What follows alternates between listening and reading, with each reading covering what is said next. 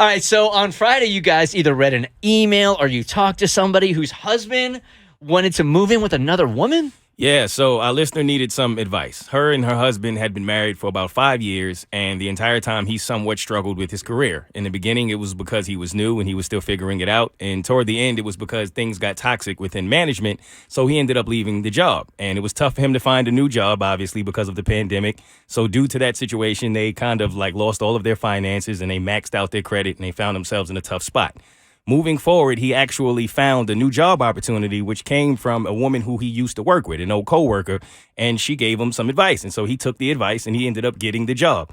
Problem is they now have to move because the job is somewhere else. So now she can't move with the husband yet because she can't quit her job until she finds a new job in this new area. Lots of loose ends to tie up. Okay. Right. And they're also selling their home, so then she has to stick around to wrap that up. But she doesn't necessarily want her husband to not go take this job because they need the money. They need for him to take the job. But if he takes it, they can't afford for him to buy a place or to rent a place. So he has to move in with the old coworker, who is a woman.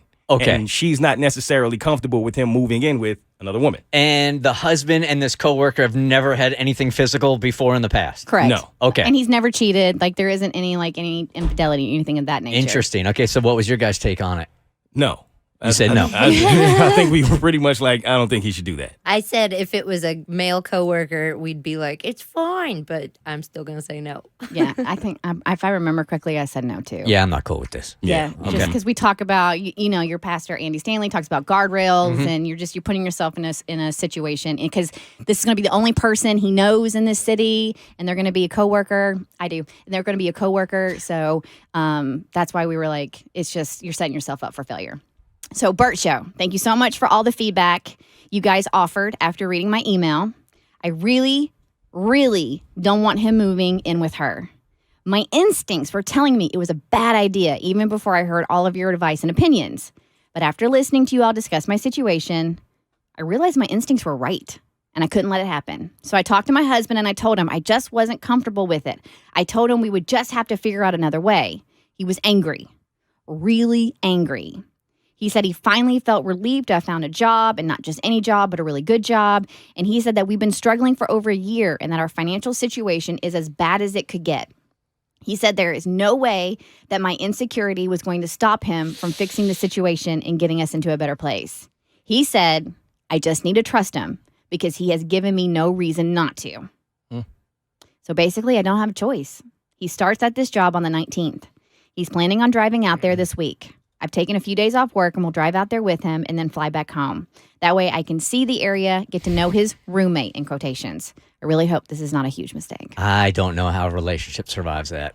I don't either. I understand where he's coming from, though. You can't say he doesn't have a point. But you're like, this is your issue. This is not my issue. So get over it. I'm moving in with her.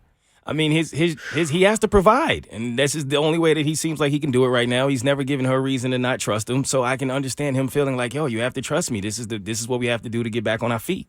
Damn. Nope. No. What do you mean no? No. There are cheap places. There are all kinds of things he's not thinking hard enough. I wouldn't be able to live with this.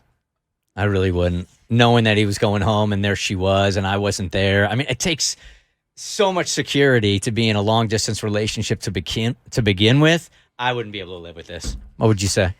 I mean, after reading the email and hearing and I would be, if I was him, like putting myself in his shoes, I would be hurt. Like my feelings would be hurt. And I'd be like, you don't trust me.